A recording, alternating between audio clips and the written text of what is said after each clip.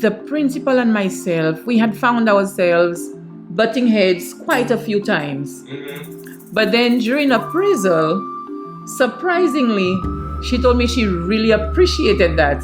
Every time I hear Jolly Phonics now, it's like it just brings a smile to my face.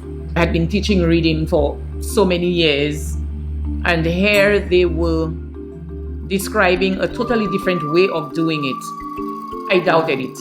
Nobody knows everything when they start something, and not just when they start something. Even if you're as experienced as, you do not know everything.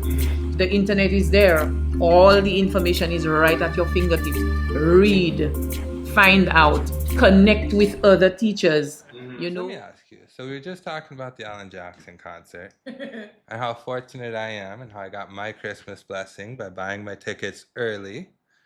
And so the one challenge, they're not doing it at the SAB. They're doing it all the way over at the movie theater. If they did it at the SAB, that'd be nice because the show's over. I just walked to the John Marie Apartments, no trouble. Now I got to figure out how to get to John Marie Apartments. Do you think I need to schedule a taxi for myself? Or do you think when the show is over, there'll be a bunch of people just waiting to take people anyways? When, well, there will be a bunch of people. Um, I don't know if you would really want the hustle and bustle of, the rush getting into the bus and all of that. Mm-hmm. Um, or if you'd prefer the convenience of getting a taxi that will drive you and just you right at your doorstep. Mm-hmm. I mean, for me, being used to that kind of stuff, I could see myself easily doing that. Mm-hmm. Although, you know what, it could be a nice experience for you too. I mean, you're here, you might as well experience everything. So there will, right? I've definitely had to fight my way onto a bus a time or two. I'm timid at first, but after like the third bus, I start throwing elbows. Like I'm not gonna sit here all night. And that's right. Yes, yes, it is what it is. I mean, it's late. Everybody wants to go home. Yep. It's not like you're fighting somebody. But the city buses will be out there. They'll be waiting, Yes, and there'll be buses to yes, Castries and yes. whatnot. Yes, they are Okay. definitely there. I'll probably do that then, because I find like at 2 in the morning trying to schedule a taxi. I mean, I can get one for sure, but of course it's 2 o'clock in the morning, so there's a chance this guy falls asleep or whatnot, and you know.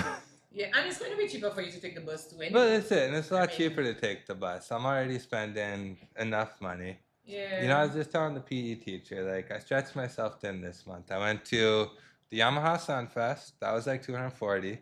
Then I did 2 nights of cricket. Wait, 240 EC? Yeah, yeah. Oh, 240 okay, EC. okay. Yep.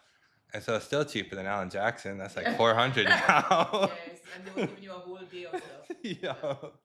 And then there was the 2 nights of cricket. And so you got cricket plus the transportation to get home, plus, the Drinks food and all food that. stuff, yes. Yep. And now I got Alan Jackson. So like the month of December is rice and meat for me. That's as much as I can afford. Well, you know what? There's one nice thing to that. In December is the Christmas season. Mm-hmm. You could pretty much get a full meal anyway. Yeah, right. So while you worry about it's just going to be rice and beans or whatever for you at home. Yep. You're going to get your stew this and your stew that and whatever at any given house that you go to. Yep. At least in the community. So I'm gonna be the grasshopper. So, everybody else, they put away their acorns, and now here I spent my money, so it's like, please feed me. Yeah, and it's Christmas. Yep, so they will not have a problem. Right. So you know what? You did that at the right time. Be strategic. Be strategic. You did it at the right time. Yeah, don't try it any other time. Christmas, you can easily get away with it. Yeah. All right, so we're sitting here with Nelta Alexander. She is one of the master teachers here at the Bonslagras Primary School. And Nelta is here to share with us her experiences within education. So, Nelta, as I understand it, you started your teaching career directly after finishing primary or secondary school. Is that correct? Correct, yes. So tell me a little bit, what was that experience like? Like you're coming out of secondary school, you're going in, you're teaching these kids at 16, you haven't been off to college, you haven't been taught how to be a teacher. What's it feel like to sort of step into that classroom knowing that just a few months ago you were sitting in one of those desks? Well, Mr. Blaine, um, it was exciting. I think the main thing in my mind was the excitement of getting a job. You know, from a tender age, I wanted to be a teacher. I kept saying that I wanted to be a teacher. As I moved on to secondary school, that kind of changed. I wasn't so sure as to what I wanted to be. So finding that job, coming into the classroom at that time, it was exciting. Yes, I was a teacher. But entering and going through the day to day motions of teaching, it was a different experience from what I expected. So it's a different experience. So in Okay. what way was it different? Like, what do you mean by a different experience? Were you nervous when you were stepping in there because you don't really have much to fall back on, right? You can kind of remember what your teachers did, but it's not like you've read all of these books and you have all of these resources that I would imagine you have today. So are you sitting there like there's this idea of imposter syndrome. Are you familiar with imposter syndrome? No, not Okay. So imposter syndrome is when we get into a position and we don't feel like we're qualified to be there or we're ready. The first time a person gets promoted into a leadership role, it's pretty common for them to have imposter syndrome for a little bit until they sort of figure out what they're doing and get their feet under them. They feel like, what am I doing here? How am I qualified to be in this position? And then eventually they get comfortable enough in the job that they're confident doing it. So did you feel that almost nervousness? Like, I imagine there were experienced teachers at the school. And did you feel, let's say, inferior to them or like you didn't belong? Honestly, at first, I think it was more excitement Mm-hmm. coming into the job. Oh, yes, I'm a teacher now, you know. Um, the interesting thing about it is that when I reflect on that experience, I'm now realizing it wasn't even so much about trying my best to ensure that my students were learning. It was more a case where I was excited to be a teacher. I came into the classroom and I was just trying to make sure that I was able to go through the day. You know, to me, success at the end of the day for me, I cannot remember it being how much I thought my students learned. It was more or less um, me surviving the Okay, day, okay. being able to get through that day. So at the beginning of it, you're just proud you made it to the end of the day. Data, student growth, like you're not at the point where that's going to be your focus That's in right. that first year. Right. It wasn't really that. It Mm-hmm. wasn't really that. Mm-hmm. I mean, I wasn't even questioning how well I was teaching, you know? Yep. I mean, thinking, sitting there and thinking back, I'm almost at the point where I'm asking myself, oh my goodness, what was I really doing, you know, during those first few years? Now that I'm, you know, looking back at what it was and then what I know now, Mm-hmm. you know, but honestly, those first year, second year, Yep. it was mere survival and being grateful that I had a job at the Yep. time. That's what it was. Absolutely. And so at what point does it get to the point of confidence? At what point do you get to the point where you feel good about your teaching and you're able to reflect more on that student growth? I think it's when I think you just get to know. You feel that you are now able to relax a bit. You feel a little more in control of what you're doing. For me, I think it got to a point where I found myself just immersed in it, looking for ways of doing things, trying to be better than I was yesterday, um, getting encouragement from my then principal. Mm-hmm. Yes, because I remember her always telling me, that I really displayed the qualities of a good teacher, and I could be a very good teacher. From very early, she told me that. So at the beginning, then, that external validation is incredibly important to developing your confidence. Like, you need to hear from somebody who knows that you're on the right track. Well, yes, coming in with no experience, no qualifications or anything, in as much as at the beginning, I didn't feel too inadequate because, like I told you, my focus was not even on what I was helping the children do so much in terms of, like the end product. But as time went by, I am there in the classroom. Of course, at some point, it will click that, hey, you're here helping some students. Are they really getting what you're giving them? That kind of thing. So getting that external validation, it was very important. I think getting the encouragement from the principal, seeing that, I was really getting the hang of it. That level of interest was starting to really build in me. Yes, I think that now transformed into me developing that passion for it. I saw it as, okay, that's something that I think I can really do. That's something I think I can stay in. Yeah. Yes. And so at this point, you've got your master's degree, right? Yes. But obviously, before that was the bachelor's degree. And I don't know, in your system, there's like a 2-year teaching certificate. Yes. So at what point do you start pursuing your qualifications? Like, was that an expectation back when you started, or is that something you decided to do on your own? Well, back when I started, if it is that as a teacher, you show that you're interested in it, you display the qualities of a good teacher, then you would be one that the principal would want to stay on board, right? So at that point, when you have shown that you have what it takes to be that person, more than likely your principal or some senior teachers will come to you and tell you, you know what, you're good at this. I think this is something that you can pursue. So maybe you should consider going to teachers college, getting yourself qualified and so on. And that's what happened. That's what happened. So there wasn't any sort of legal expectation where to be a teacher within 3 years you have to get your qualifications or No. whatnot.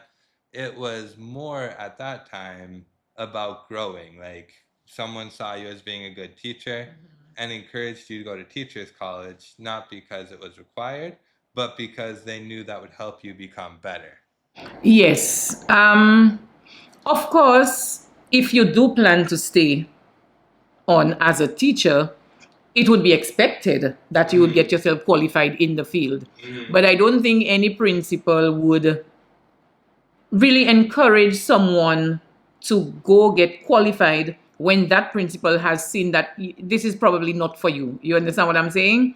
So having seen that you possess those qualities, you would most likely get the encouragement to go. Okay. Yes. So even getting that encouragement to go to teachers college is a form of affirmation. That's a principal saying, That's right. I see value in you. Yes. And that's what it was. Yes. My principal at that time, she told me, I think you're good at this.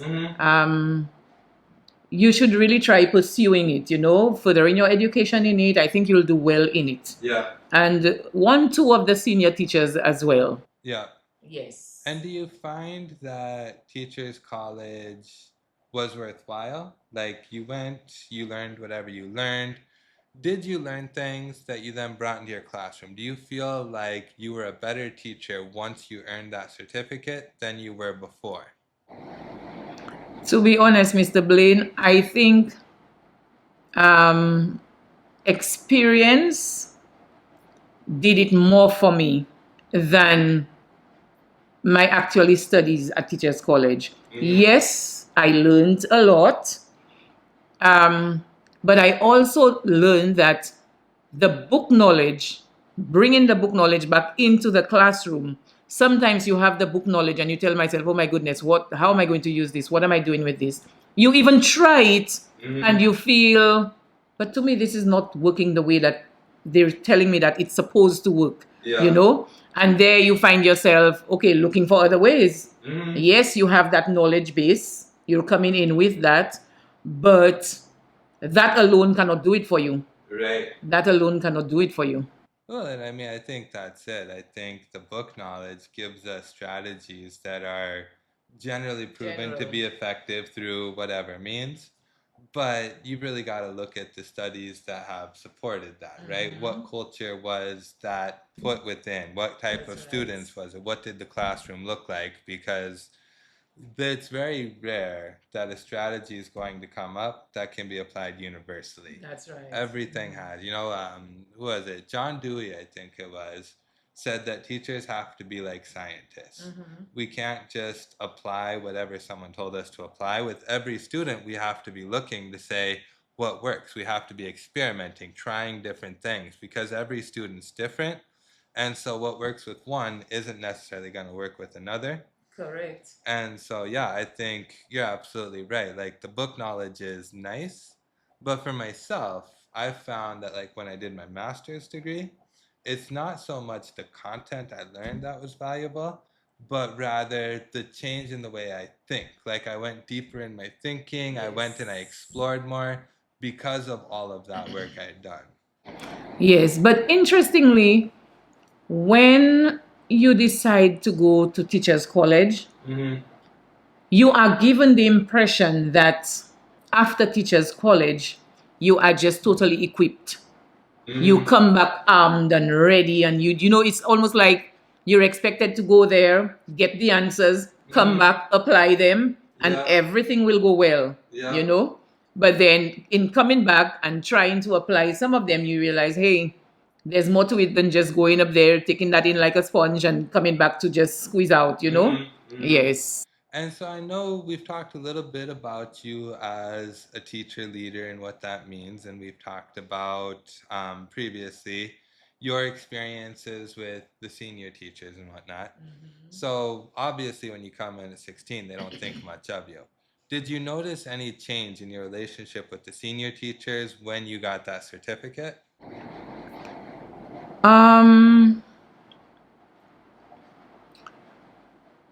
For me, before the certificate, I don't think it's a case where it was something deliberate, but personally, I felt a bit intimidated among them. No qualifications, no experience. So even if I wanted to share an idea or something, I would sometimes question it and say, well, I mean, who am I to come and say we should probably try this or that when these people have been there for so long? When I went over to get my certificate in teaching, in coming back, I think automatically, yes, I felt a little more confident. Some of those senior teachers, of course, some of those who were encouraging me to go, they welcomed me back with open arms, really proud and everything. Of course, you would get some people who couldn't care less whether you went or stayed or, but they did look at me a little differently. It's like, yeah, now it's almost like now you have a right to say certain things, because you've gone there, you've gotten a bit of training. You're not that amateur, anymore. But I don't think there's a vast difference so much between you not going, how they see you when you've not gone, as opposed to how they see you when you return. Maybe it's something in their head, but they don't really show it so much. Yeah, I don't think it's really shown so much. And so you said for yourself, like, you felt intimidated because you're unqualified. So once you became qualified, did that sort of change those feelings of intimidation for you? It did change some of it, yes. It did change some of it. And I may add that having gone to teachers college, it gave me a bit more exposure. There, I mean, I had to interact with other people. I had to present my ideas to other people, whether I wanted to or not, whether I was shy or not. I mean, I just had to. You know, we always get these assignments where we have to present at the front of the class and the professor, you know. Yeah. So whether you want to or not, you have to do it. Yeah. So I had to muster the courage to get there and get it done. So I think that was a nice little bridge for me. As soon as I was able to overcome that, when I came back, I think it kind of prepared me. So in as much as those experienced people were still there, I felt a little more empowered. Yeah. I felt a little more empowered. And with the confidence, I was able to. And I'll say that's one thing that really surprises me. I mean, you were saying that you were a little bit shy before you went, but you had to speak up and do your presentations. Very And shy, not a little. very, very shy. And I mean, that's just one word I would never use to describe you. I mean, you're someone who always speaks your voice when pushing back needs to happen. You're the person that everybody kind of looks to sort of be that voice, be the person that pushes back. And so to think of you as somebody who doesn't make herself be heard, I've never seen that side of you. Everybody tells me that, Mr. Bleem. Everybody tells me that. But I think part of that came with how I was brought up. I was brought up in a very strict home. Respect for elders and other people's opinion was up there. And it's almost like that was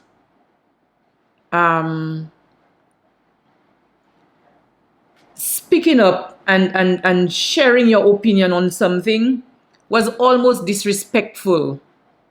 You know, so sometimes in as much as you want to say something, if the older people in the household have said one thing, you just go by it. So I think growing up that way, coming into the workplace, that's what I had, that's what I knew. So I brought that same thing in. Like I said, it's not like anybody deliberately did something to intimidate me, but like I just placed myself there among all of those experienced people and just felt that, you know, it wasn't my place to really say because I didn't have the experience and everything. Right, they were the elders in that situation. Yes. So then does things change for you because you kind of feel like you're stepping into the elder? Or do you believe that our personalities can change? If there's a trait that we don't like, if we're shy or if we're this or if we're that, it's not so much that it's set and this is just who we are, but this is something we could change about ourselves if we put in the work?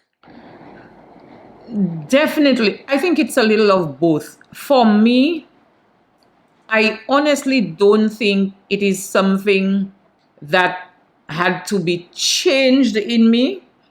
I more believe it is something that had to be brought out of me. I think I was always that person because I wouldn't voice it, like say it out, but it was in my head. Like you would speak and I would tell myself, but what exactly is the person saying? To me, that's not what this is supposed to be. I would just not say it, but in my head, I am processing what you're saying.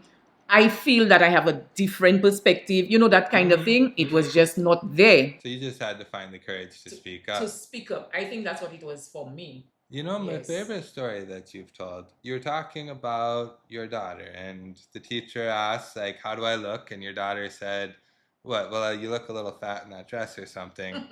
And the teacher gets mad and she's like, well, why'd you ask if you don't want to hear? Yes. And when the teacher brings you in to talk about it, you give the exact same response. Well, miss, why'd you ask? That's it. Yes. And she told me, okay, well, now I understand why. Because you're saying exactly what she said. Yep. And I had to tell her, but at home, that's how it is. I expect the truth from you. If I ask you something, I don't expect you to tell me just what you think I want to hear. I'm expecting you to tell me the truth. So she went to school with that. Lo and behold, the teacher asked about, and she was brutally honest. And the teacher could not deal with it. And it's a fair point. There's no argument against it, right? When you say, well, why'd you ask? I've got to think and be like, yeah, I guess why did I ask? Yes, because you did ask. And I was not being disrespectful or anything. I was just telling the truth. Well, and that's it. You're just giving the response. And I do think we need more of that. I think there's a lot of that we want to protect people's feelings and whatnot. And obviously, there's a tactful way to go about saying things, but like holding back doesn't help. Thinking just from a leadership perspective, I've got this employee that's not really doing what I need him to. But every day I go to him and I say, "You're doing a great job. You're really getting it. I get that it's a little bit of a struggle at the beginning, but you're on the right track." And in my head, I'm thinking, "Man, this guy sucks, but I really got to boost him up and maybe he'll get there." 6 months down the road, after I've been doing this to him every day, I call him in and I say, "Look, you're just not cutting it. You're fired." How's he going to respond? But you've been saying for the last 6 months, I've been doing great. And now today, all of a sudden, I'm not. We need that radical candor so that people can grow. Because really, if nobody tells me I'm not doing a good job, I have no incentive to change what I'm doing. Clearly, what I'm doing is working. So I need to hear when it's not working so that I can work and I can build and I can grow. And I believe in that 100%. I tell my colleagues, my friends, do not be afraid to be totally honest with me, because that's how I want to be with the people that I interact with. Now I know that not everybody can take it, and that's the sad reality. So much so that sometimes when I say it that way, based on reactions, then I tell myself, oh gosh, maybe I was a little too honest. But the thing is, that's what I want as well. So sometimes I don't necessarily get a chance to think twice before I dish it out, because for me that's how it should be. Yeah. But not everybody can take it. I say that's one thing I really appreciate about you. With some people, you always kind of wonder where you stand. They say they like me, they say they want to be friends, whatever it is, but what are they saying when I'm not there? With you, you say it all up front, so there is no wondering. Like whatever you say to me, I know you're not saying anything different when I'm not around. Now, a principal told me that one time. I found myself at meetings almost being the only one pointing out certain things, um, maybe challenging certain decisions and stuff like that, respectfully, of course. The meeting after the meeting, And people stay quiet, they agree, but then when the meeting's over, they all go and have their own thing. Like, can you believe? That's right. So the principal and myself, we had found ourselves butting heads quite a few times. But then during appraisal, surprisingly, she told me she really appreciated that. Honestly, I did not think she appreciated it. But during that appraisal time, that's one of the things she told me that she really admired about me, that I was not afraid to speak up, even if I was the only one speaking up. And that it's just like what you said. When I say what I say, she knows exactly where I stand. Yeah. She doesn't have to wonder when I turn and leave the meeting, what am I thinking? Because I've already told her exactly what it is. Yes. So while some people cannot really take it, some people do appreciate it. I am one of those who appreciate it. To me, if you're speaking to me, just tell me. I do not like people just sugarcoating and beating around the bush and all of that. It gets me impatient as well. Because I feel like, okay, if it is something that you want to say, just say it already. Yeah. If it is something we're working on, when you just go around in circles and we're just wasting time and we're not getting that thing done. When you tell me something that I may not necessarily like, you're not attacking me personally. You're probably just challenging a decision that maybe I've taken or something. So I step out of that. My personal self is not involved in that part. So you're not beating me down in any way. Yeah. But I guess not all of us look at it that way. And I'd say that's the quality of a good leader, right? It's comfortable to bury our head in the sand and pretend everything's good. At my meetings, nobody ever challenges my ideas or thoughts. Everybody agrees with me. As far as I can see, everybody is getting along.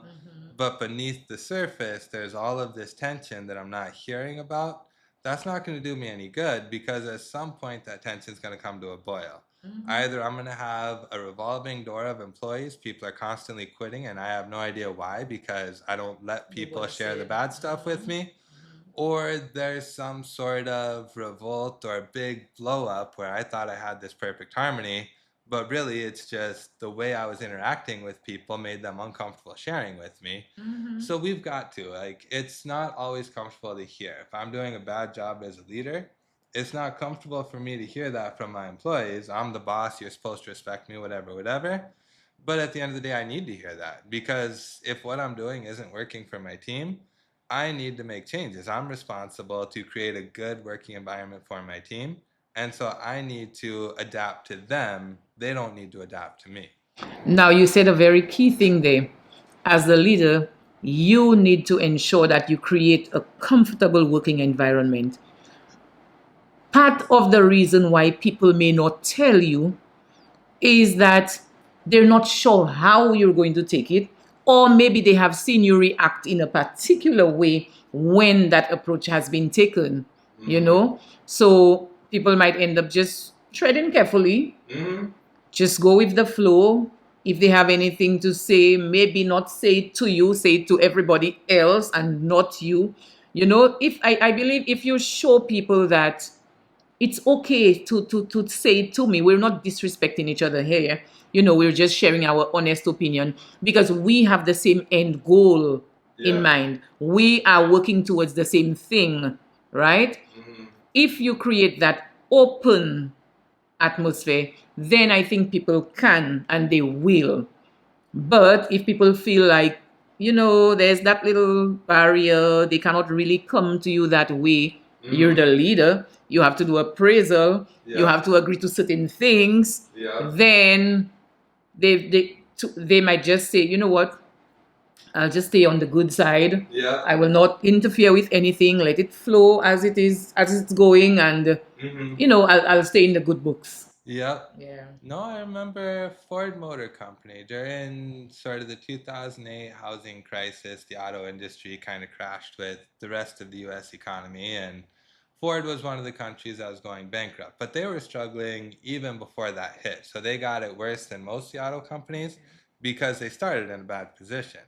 And what was happening at Ford is that the CEO they had never wanted to hear bad news. If one of the executives came to a meeting and shared a challenge or bad news, that executive almost guaranteed they were going to be fired.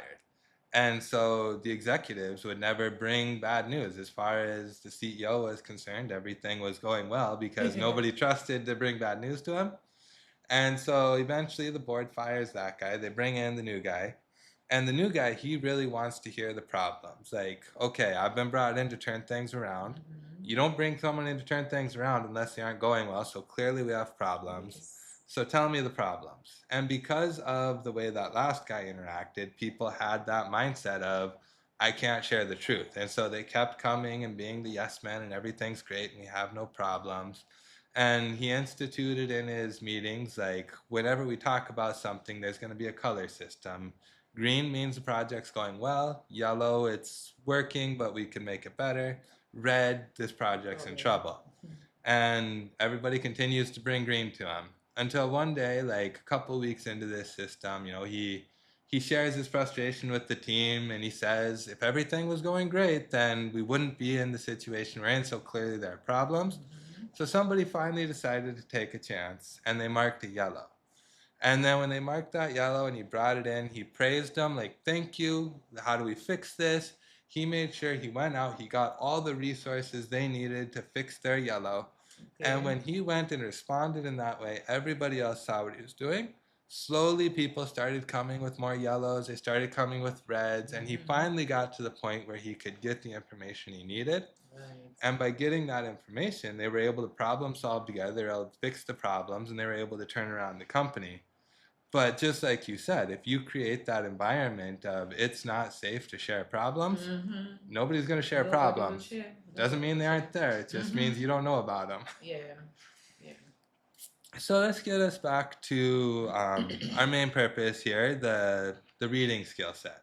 So recently you just attended, or not too recently, last year you went through and learned sort of the Jolly Phonics program.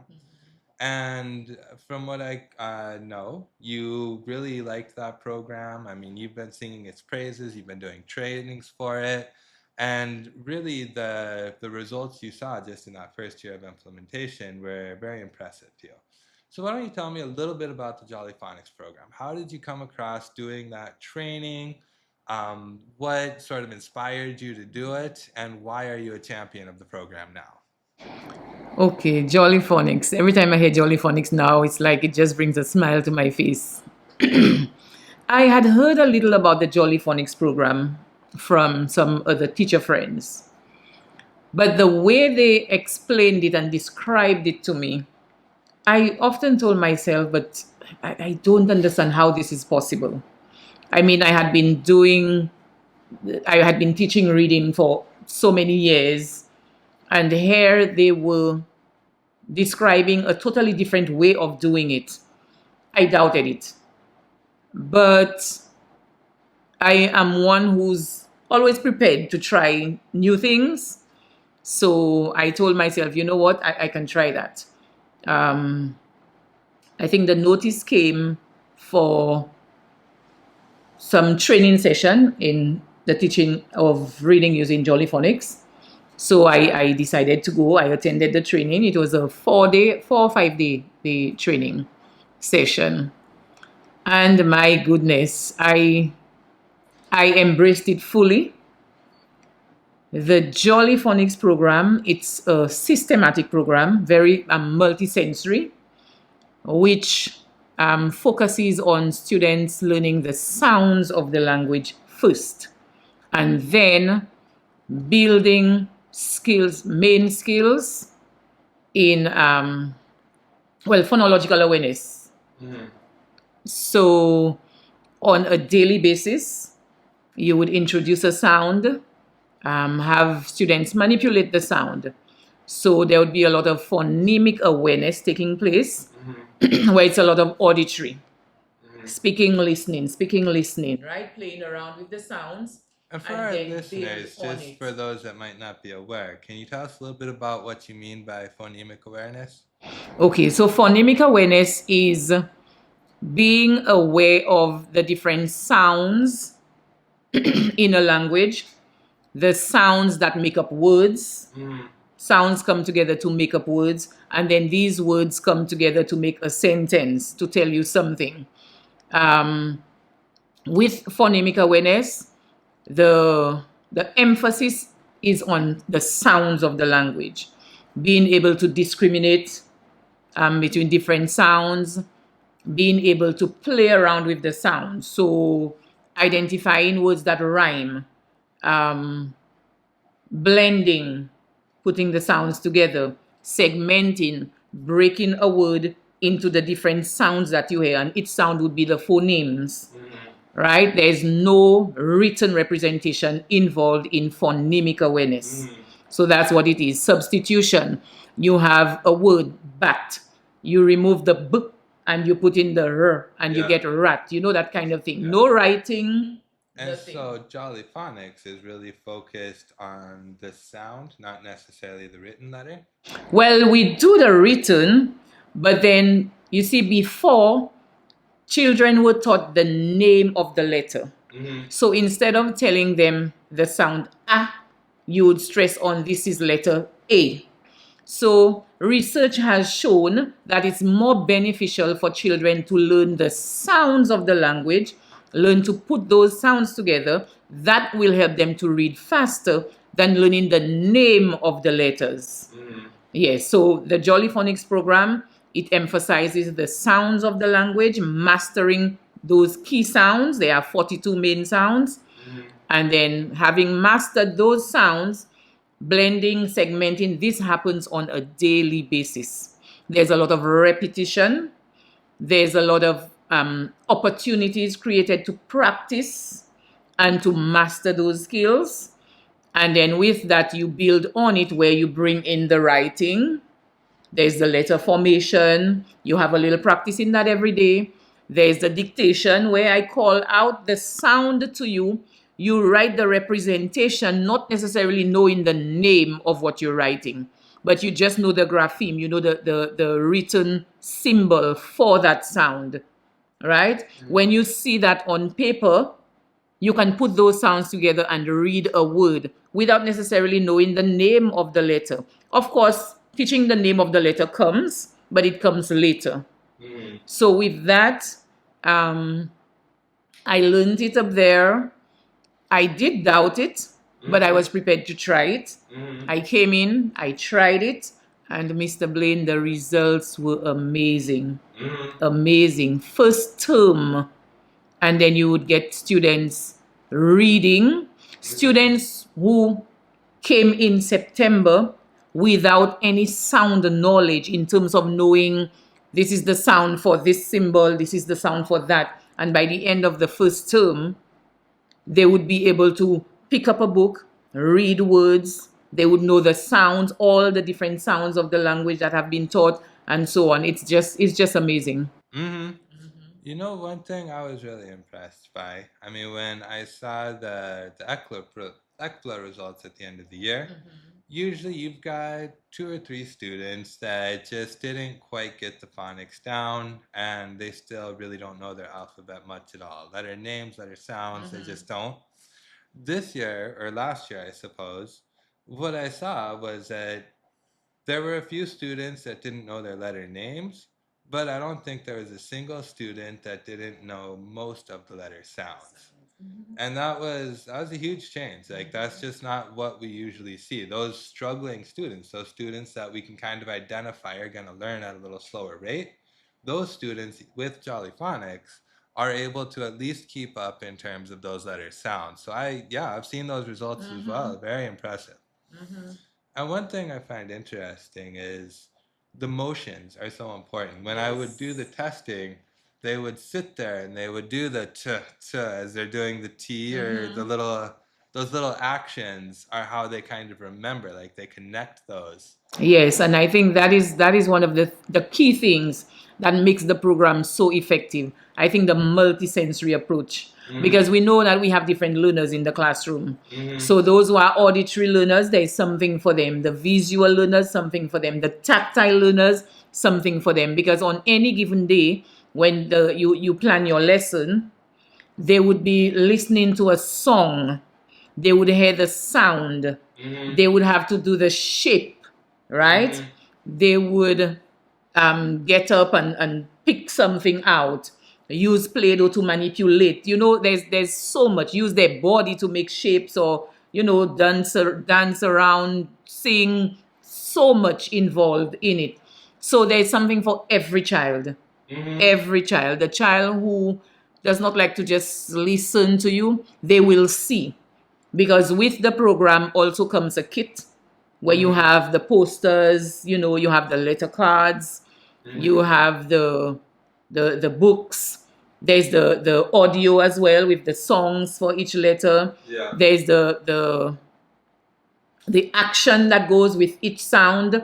So with all of that, it's like children are just busy in the classroom at that time, just buzzing with excitement. You know, I remember a few years ago I read a book. This would have been sort of like a textbook on adult education. And what the author was talking about is she was saying that the best way to make sure something sticks in our memory is to place it on multiple shelves. And the idea with the multiple shelves is that the more sort of things we can attach a fact to, the more likely we are to remember it. That's why the not homonyms, I don't remember what they're called off the top of my head, but like homes for the Great Lakes. If I say homes, I can remember Huron, Ontario, Michigan, Erie, and Superior. Okay. But if I don't say homes and you just ask me what are the 5 Great Lakes, I doubt if I could name even one of them. I need that little acronym to remind me. And the more things we attach to, so like with your Jolly Phonics, you have the actions to attach it to. The songs all have little stories. I hear plenty about, what is it, Inky the Mouse? Kids are talking about Inky the Mouse. Yes, Inky the Mouse is one of the main characters. Inky the Mouse is everywhere. That's what we see. Yeah. Everywhere, in every story, yes. And so all of that just puts the knowledge of those sounds on so many different shelves that it's almost impossible for the children to not get it. And we know that's how the brain works as well. The more stimuli you give the brain to have connections, the more connections you have there, it's the more that your memory is going to work better for you. The more you will remember what it is that you've been doing. So they say, they act out, they hear. It's just amazing and very engaging, very very engaging. Like you said, sometimes you have the students who are, well, we call the struggling learners.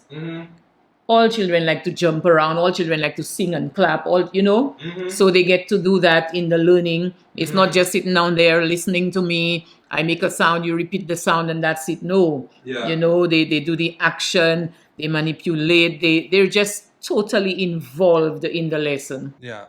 So let me ask you, if you've got, let's say, a teacher, brand new, where you were at 16, right out of secondary school, no training, no background in education, just put in a classroom and said, teach these kids how to read. What strategies could you recommend to them that could at least get them started? Like something practical that they could do with the children that would show meaningful growth? Well, somebody coming in fresh, the first thing that I would tell the person to do is to get to know the sounds of the language for themselves. Because we all had to learn the right sounds. All along, we're hearing, we're speaking, we're saying. And then when we get to the nitty gritty of it, we realize, oh, but I've been making that sound wrong all along. Well, that's an interesting thing. Like, I mean, as Peace Corps volunteers, we get a little bit of training. And one thing they do is go through those sounds. And, it comes to, let's say, B, and we say buh. And buh is the sound B makes. But to somebody that is, let's say, an experienced reading teacher, buh is not correct. It's buh. You can't say buh. Now, to us, when we're going through training, it feels really nitpicky and like, what's the difference? If I'm trying to sound out bat and I have buh, at, I can say bat. But you're saying that buh isn't going to work. No, because you see, as an adult, you've been exposed to the language. But for a child who's just beginning, every little sound counts. So you're teaching the child to blend. Blending and segmenting, it's like the opposite of each other. They come hand in hand. Okay? You're teaching the child to blend sounds to be able to read a word. I'm using your same example. If you teach the child B, then there's A and there's T. So you realize there's B, because you said B. So you have B, A, T. So that's bat, right? Whereas I want the child to be able to read bat. So it's going to be b, a, t, ba. There's no in between here. That little gets in the way. We call it a schwa. It's like this added little tail that we put, we add on. And I mean, nobody should beat themselves up for not getting it right. Because it's just the way that we speak. It's how we were taught. Up to now, I am teaching it, and it had been a part of me so much that now I have to make a conscious effort to drop the schwa when I'm teaching the children, because it does get in the way. They have to learn how many sounds are in that word. So by the time you say b, that's b, so that's two. But in essence, it should just be one sound. B. That's it. And I think that's one of the challenges with learning a language. Because when we speak a language, like as a native speaker, we grow up with it or whatever, we're very fluent. We get almost lazy and we put in these schwas where we start blending words together. To us that are so familiar with that language, we don't even think about it. That's right. But to someone trying to learn the language, like when you go through Duolingo or whatever your process is for learning words in a language, you get the words pronounced exactly as they should be pronounced and the reading and whatnot. But nobody talks that way, right? We don't sit there and be very careful with our words to make sure everybody can understand each word. We just go through and flow. And so, like, I mean, I'm not much for quail. I can speak a teeny little bit of it, but not much. And one of the challenges I think with kind of learning is that focus on getting each word right. It's Yes. like we almost have to jump into the language, just start throwing the words out there, get them wrong, get corrected, and get used to hearing the way it's actually The spoken. correct thing, yes, the correct thing. Well, and not even the correct thing, right? Because people don't speak in the correct way. Like, we got to get used to hearing the incorrect thing. I might get really good at the correct words, but all of those little schwas where words start to blend together, if I don't really practice listening to people actually speak the language, then I'm not going to get those little schwas. Like, I have to be engaged. Yes, but that would be for an adult learning another language. For a child who's just beginning, we just have to be so careful with it. Yeah. So very careful. I'll tell you one thing. From the time I started, well, way before I started Jolly Phonics, because I have been a kindergarten teacher for quite a while, I find myself speaking differently to students, different from how my colleagues would speak to their students. Yeah. And I mean, we're in the same environment. Right, but their colleagues have older students who don't necessarily need what you're. That's right. And they just go along and just pronounce words, you know. I will not say incorrectly, but you know, the usual way. Yeah. But for me, it's like I have to, on a daily basis, I have to make that conscious effort so much that when I speak to them, I have to try my best to speak it the right way, to pronounce my words properly so that the children now, because remember that it's one thing to be standing in the class and teaching them. It's another thing for them to be learning from you indirectly as well, right? So in everything that you do, you're teaching them to read, you're teaching them to say words. Yeah. They're hearing you talking. Yeah. They're learning there as well. Yeah. So you cannot have one thing here and then another thing there. So you just have to try your best I to find make sure. that's one thing as teachers and probably even as adults in general that we tend to forget, that children are always learning from us. Always. You can sit them down, you can talk to them, you can tell them it's wrong to do this, you should do things this way, whatever. But they're watching you. And if I'm telling them to do one thing and then I'm going out and I'm violating that principle, they're not going to care what I say. They're going to see what I'm doing and imitate my That's action. right. That's We have right. to always be so careful around our children. And I think even in terms of classroom management, like how our children behave in the classroom is going to be impacted by how we behave in the classroom. If I'm always kind of off my baseline and just running around frazzled and yelling at children, it's going to get them more excited. They're not going to calm down. For them to calm down, I have to bring That's my right. energy down. That's right. Yes. You have to constantly model whatever it is that you want from them. Constantly model because they're always watching. Yep. Always watching. And that's one of the things that I think makes teaching so exhausting. You know, I notice how important the lunch break is, right? To have that hour to sort of separate from the children and to yourself. And I think that's it, that constant modeling, because we're always on when children are around. So having that hour to sort of be separated from them, be around other adults, and just be our natural self, not have to be so constantly aware of how we are, is so important to having a good day. Yes, but sadly, when you're an infant teacher, not even that hour is yours because they're constantly coming. When the bell goes, you have to open up the bottles. You have to ensure that they take the soap to wash their hands. Then somebody will come back and tell you somebody cut the line. You know, they leave all the way from the kitchen area to come to you to tell you somebody cut the line. So is it bad to cut the line? What's that? Is it bad to cut the line? Well, yes, we teach them that you wait your turn. You respect the rules, and all of that. So if everybody is on the line and you're coming from somewhere, why should you just fit yourself at the front? Well, and I agree with that. As an American, nothing is going to upset an American more than somebody cutting in line. Okay. But I feel like since I've been here in St. Lucia, there either isn't a line, there's just a mob at the front trying to force their way through, and the people standing in line are never going to get there. You have to join the mob. Or there are, like a little while ago, I went to the bank. I had to get a new bank card. And I'm standing there in line, and you know how the bank is. It takes 2, 3 hours to get through the line sometimes.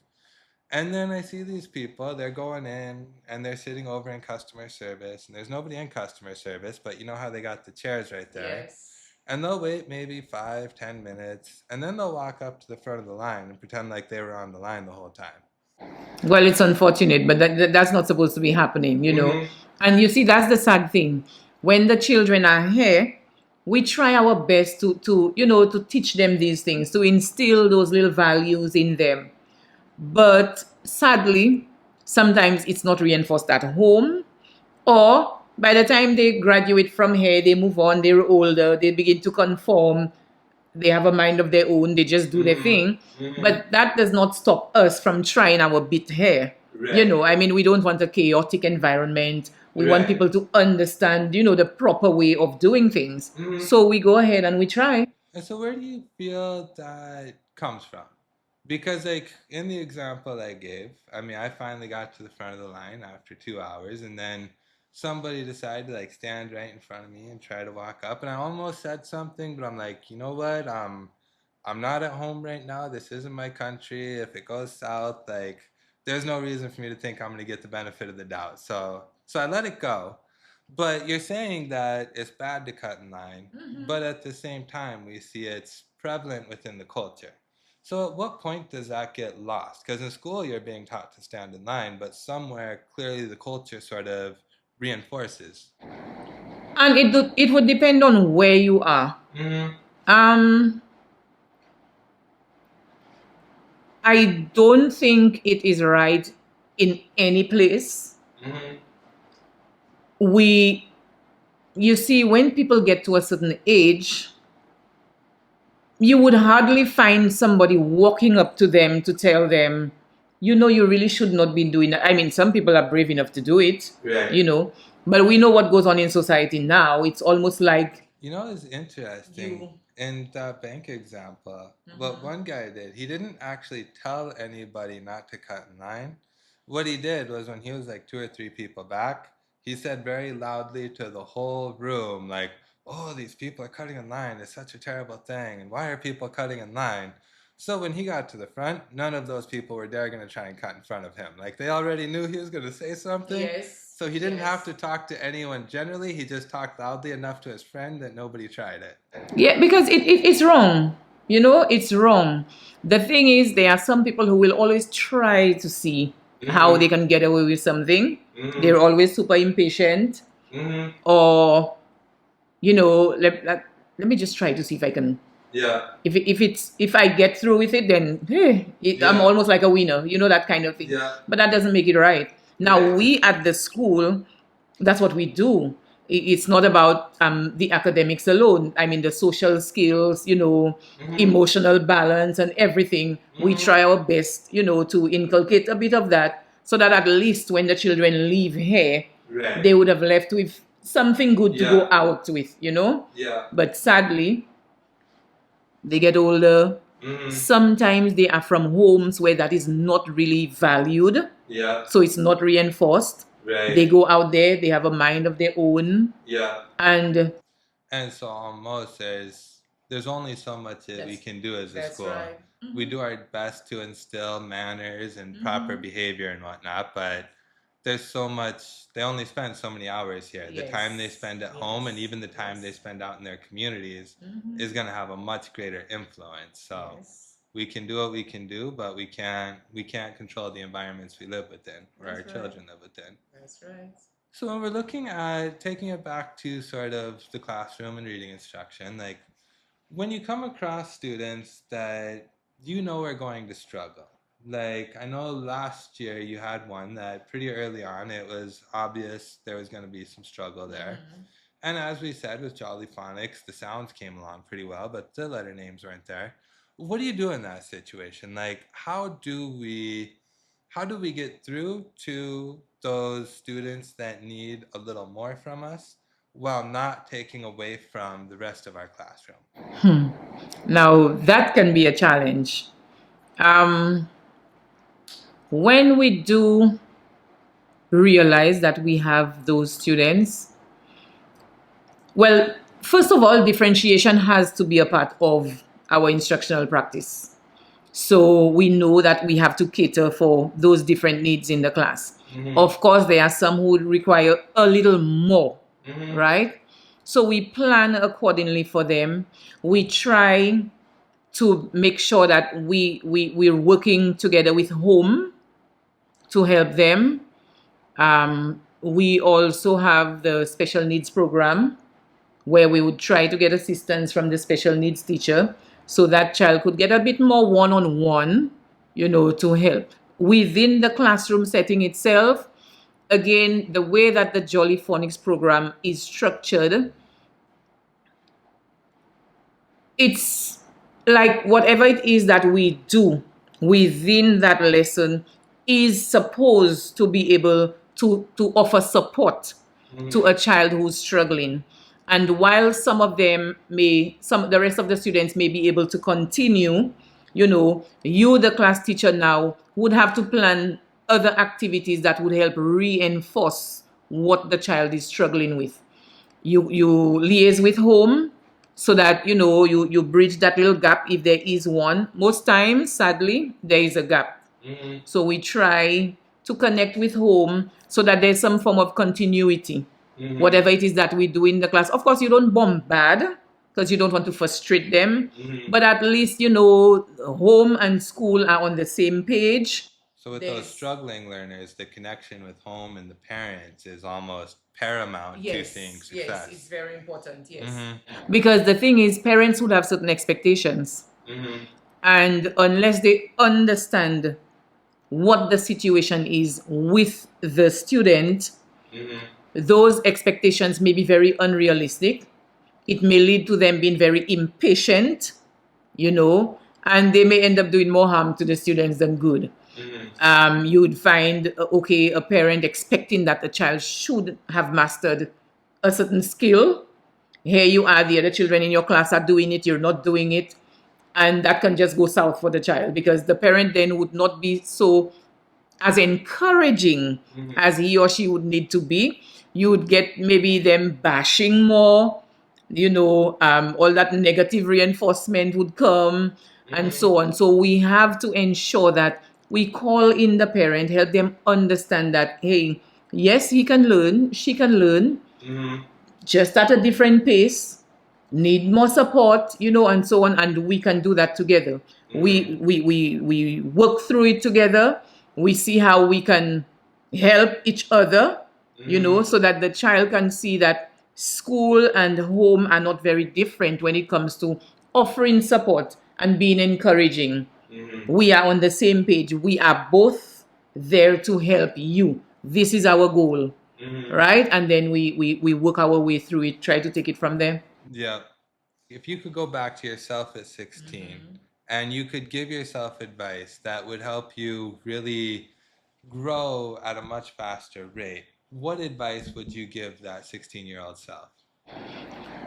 The first thing I would tell my 16-year-old self is to not be afraid to ask. Nobody knows everything when they start something, and not just when they start something. Even if you're as experienced as, you do not know everything. So be open. Don't be afraid to ask. Ask questions.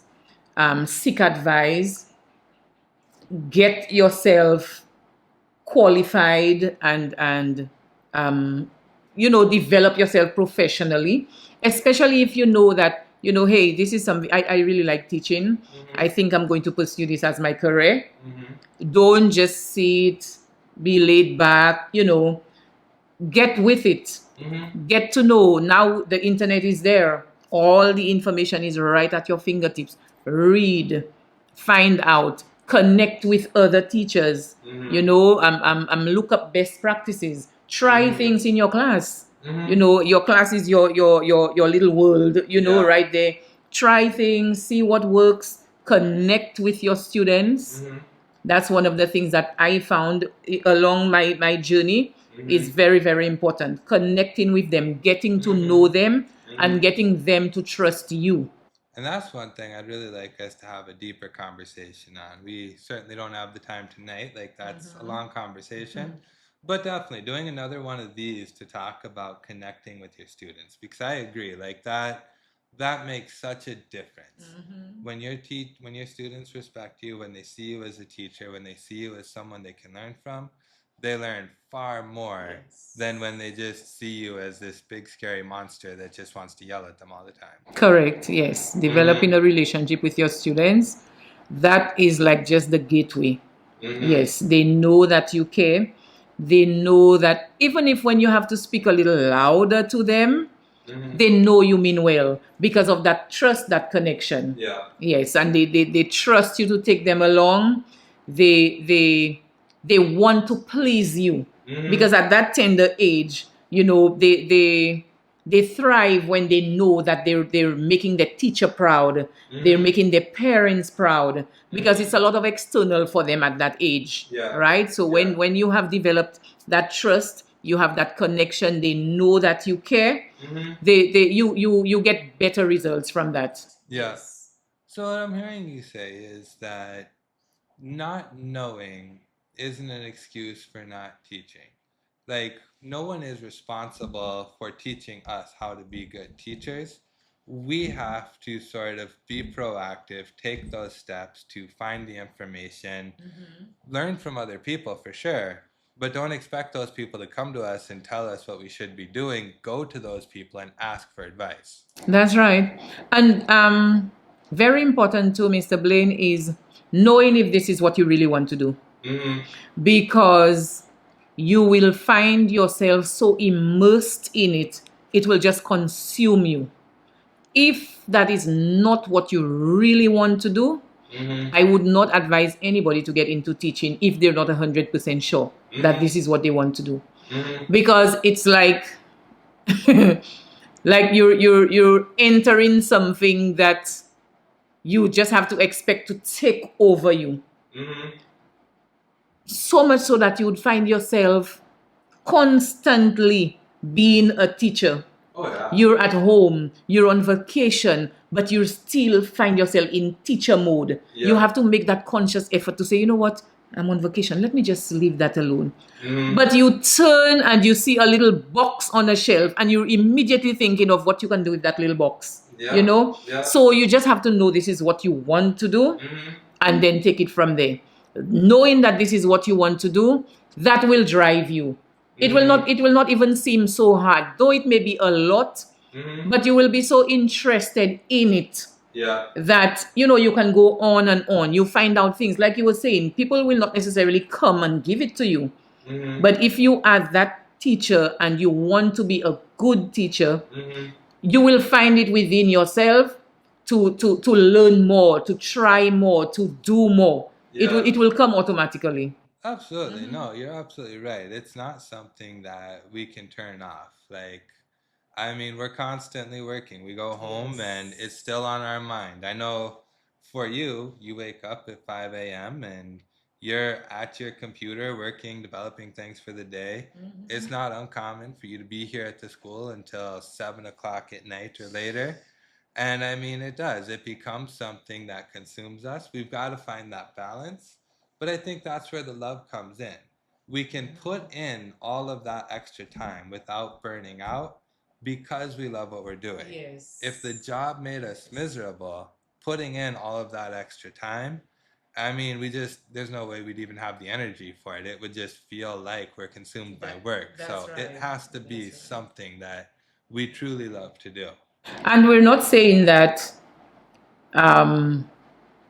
it means that you don't really love what you do simply because you don't devote all of that time to it. Right. But it's just that having to do more, finding out more, it will not seem like a chore, Yeah. because you have that passion and that drive to allow you to just go on, like you said, without Yeah. experiencing that burnout, that stress, Yeah. because you love it. Well, that's it. Definitely for myself. Like the work that I do at home is different than the work I do at school. Because there are certain aspects of the job, like there are for any job, that we really love. I like to work in Canva. So if I've got a project that I need to develop in Canva, Saturday morning I'll turn on my computer, I'll work on it. And it's not because, oh, it has to be done for Monday morning. It's because I really like designing things in Canva, and so I'm going to do this because this is fun for me. This is my hobby. Yes. Now it's like that for me in the classroom. I can go on and on and on. I just have sometimes at nights I have to tell myself, but wait, no, you should be going to bed now. Because I'm looking for activities, and then I go on to Canva and I see how I can put that together to make a nice little game or poster or something. And then right in the middle of that, you're thinking, oh, but wait, I can come up with a little game to help the children with something else. And then you just keep going on and on and on because of the love that you have for it. Yep. Yes. Absolutely, absolutely. So we need to have that passion. So I see our sun's starting to set on us. It's another late night here. So is there anything else before we sign off that you'd want to share with whoever our viewers happen to be for this video? Well, in essence, it's just wrapping up what we've said. If you're in it, try to be the best that you can be. Your students are depending on you. Your parents have certain the parents of the students that you teach have certain expectations. If you have the passion for it, if you have the drive, you can do it. You can do it. There's no stopping you. As long as you have what is driving you, you will always have that fuel to keep going. Yeah. Right? And I don't think there's any bigger satisfaction than seeing students' faces light up when they can finally do something, or they're really enjoying a lesson. Yeah. It's not really what we do for the pay. I think it's the additional that we do that really brings the satisfaction. So just go out there and do your best. Yeah, I don't think there are any teachers I know that get into it for the pay. I guess you said you did initially, At the but beginning, I at did, this point, yes. it's But definitely not about the that went out pay. the window. Yes. When I started teaching, like teaching was not necessarily the career path for me. Okay. What had happened is when I was in college, I jumped through a couple of different careers. Initially, I wanted to be a graphic artist, and then I took some art class, and I was like, wow, this feels like a lot of work. Like, I wasn't enjoying it, so I needed something else. So then I was like, well, I'll go and I'll be a sports medicine person, an athletic trainer. It'd be nice to work with a professional team and all of that. That'd be fun. And then I took a chemistry class, and I barely passed it. Like 1 point. It was a D minus in that class. So I was like, okay, I don't have the mind for science. This isn't gonna work for me. And then I had to take one of my mandatory history classes, and I remembered how much I love history. So it's like, okay, I found my path. I'm gonna get a degree in history. But I'm gonna graduate one day, and when I graduate, I need to get a job. What job can I get with a degree in history? Yes. I better also go for education, and then I can teach history, and that'll work. And then, funny enough, like I step into it, and it's okay. But really, my first job in teaching was as a read write tutor. So I was a reading teacher. And that program, I just fell in love with it. At first, I was really nervous. I had these students in front of me. I'm responsible for their growth, whatever, whatever. But like you're saying, that face that lights up when they get it, being able to see that progress. And when you teach history, there isn't a lot of progress to be seen per se. We're passing along facts for the most part. There's a little bit within the thinking. I mean, depending as to what kind of teacher you are, how do we think like a historian and whatnot. But a lot of it's just passing on facts. So you don't see that lighting up or that energy.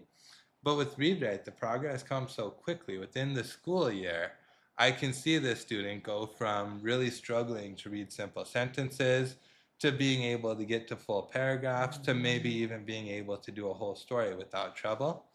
And it was those moments, that growth, that when that like clicked, that made it like, okay, I love being a teacher.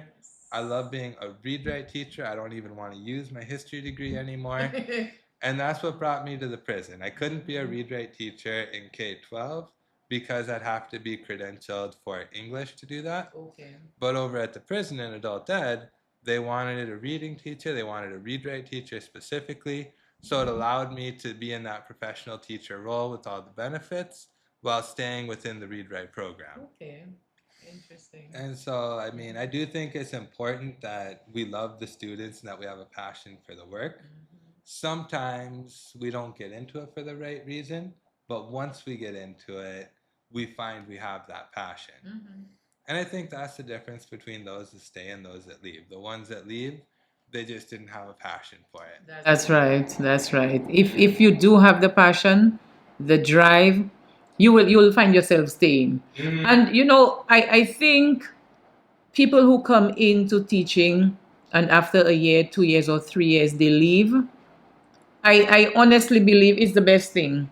You know, if you honestly don't see yourself fitting well in that, might as well find what it is, because you're not going to be doing any justice to yourself or the students. So the best thing is to just leave it, you know, just yeah.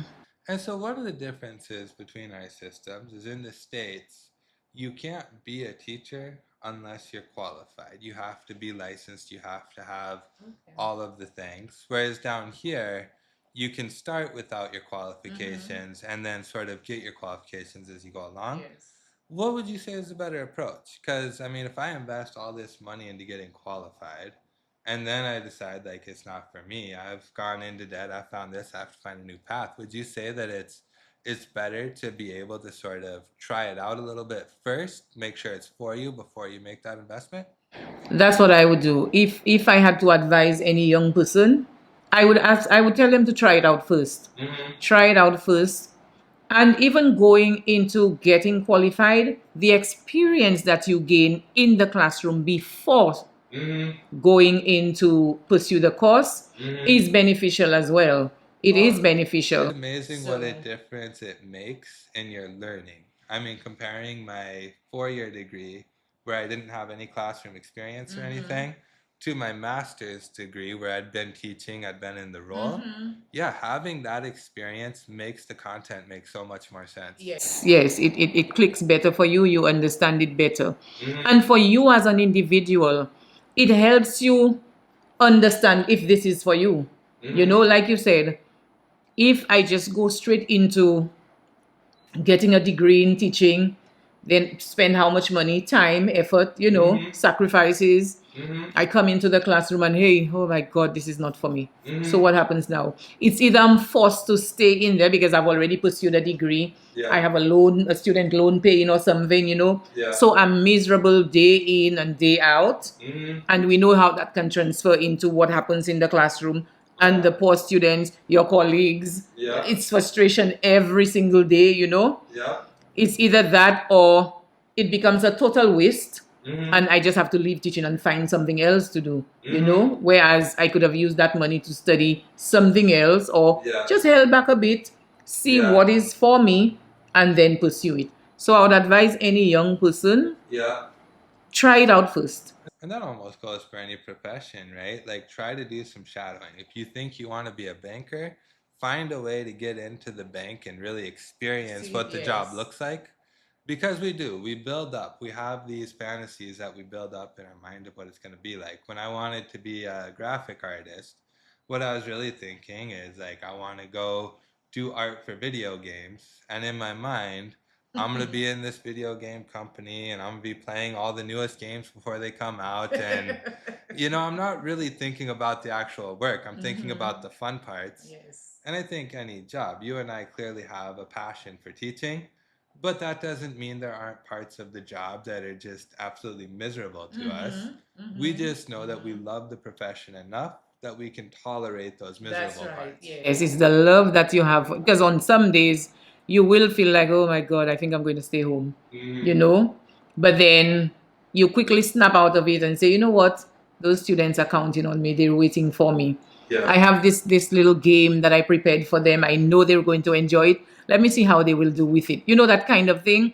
So even if it's just the minimum that keeps you going, but there's something that is still keeping you. Yeah. You know, when you don't have a passion for it, you don't really like it, there's nothing to keep you going. Every day you walk in, your head down, you can't wait to get through that day. You're already thinking about the weekend from the time Monday or Tuesday comes, you know, that kind of thing. Yeah, and I don't think this works well. And we all know those teachers, whether they started the profession that way or something just beat them down and now they're just marching to retirement. What do you think keeps those teachers in the classroom? Because obviously it's bad for students. And it's not exactly good for the teacher because they're miserable every day. But for whatever reason, they still come back every single day. Why not move on to something you're going to be happier in? Well, I think for one, at least for down here, I know that being in teaching, it's kind of like a very secure job. You don't necessarily have people breathing down your neck, and um, there's the chance of you like being fired immediately if something goes wrong, you know, that kind of thing. Although there's the appraisal period, and you know, you'd have to get a particular score. But what happens if you don't? Let's say your appraisal comes back and your principal just marked you at the lowest possible score for everything. What's the consequence? Well, if you are a temporary teacher at that time, the principal may choose not to recommend you to continue for the following year. So in that case, you will not, well, you will lose your job, right? So as long as you're temporary, Temporary. you have to do well because you can be fired. That's the thing. But if you're permanent, and we have a lot of people like that in the system, sadly, if you're permanent, it's very difficult for them to just, you know, release you. So some people, it's like they just go through the motions, don't do much. And the other thing too is the appraisal instrument. Year after year, there has been a lot of talk about revising the instrument. The way the instrument is designed, you'd have to really not be doing anything, be super disrespectful, very, very delinquent to get a score, like a very low score. Yeah. You know, so I don't think it really captures the true essence of you know, a good teacher. Yeah. So it's easy to just fly by on it. Not that you're going to get the top marks, but you're not going to be rock bottom easily, you know? So, and people just ride on that. Yeah. Well, that's it. You've got the job security. You know you're never going to be fired. If you move on to something else, you might not like it or you might get fired from it or whatever. That's right. So at least you know you're eating and you have a roof over your head. You know, it's not too different in the States. We've got the system of tenure. And more or less, if you can continue to breathe for 3 years and you don't do anything so heinous that you get non-renewed, it's not impossible to fire you, but it's a ton of work, a lot of documentation and going through this and that. And so we have what we call the passing of the lemons, where instead of these teachers getting fired, the school will just ship them off to another school in the district. Some other school in the district will ship their lemmings to this school. And there's just this hope that maybe a new environment will sort of fix it. In New York for a while, the unions were so powerful that the New York district had to create what they called rubber rooms. And what a rubber room was, if a teacher did something so heinous, they committed a crime to the point that they're going to get convicted and sent to jail, the school still couldn't fire them. And I mean a crime in the classroom, like they assaulted a student or they did something like that, you can't leave that teacher in the classroom. So because the unions were so powerful that you couldn't fire the teacher until they were convicted, you had to essentially send that teacher to another building in the city. They would collect their full paychecks. As long as they showed up and they sat in that building for 8 hours, they collected their full paycheck until the day that they were convicted. Oh, wow. I guess at that point they're already sending out applications. Well, that's it. Yeah, you're going to replace that teacher. So they've sent out the application and whatnot. It's just they couldn't fire them. The union was so powerful that the rules were such that they couldn't fire them until a conviction actually happened. So this is what they had to do. I think that's been broken since. Like once that sort of came out and the public found out and was outraged, then the unions kind of lost their position, right? You need the support of the people if you want to do things. But there are some cases where, yeah, I mean, we have that same thing where because of the tenure and the strength of a union, we can't actually fire teachers, or in some cases we can. We just have to do a bunch of extra work to do it. So it's easier to shuffle them around than it is to get rid of them. And like you said, that job security, I think, because I don't think those people are happy. I mean, how could you be happy showing up to work every day knowing that you're not doing a good job?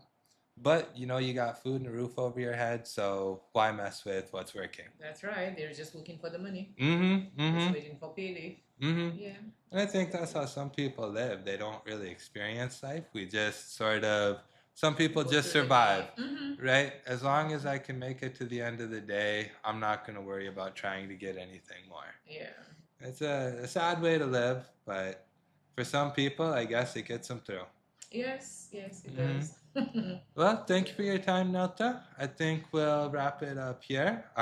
Hopefully, the people watching will get some valuable insights, and we'll be back for another conversation on the ability to making those connections with students. Sure, Mr. Blaine. Thank you for having me. Absolutely.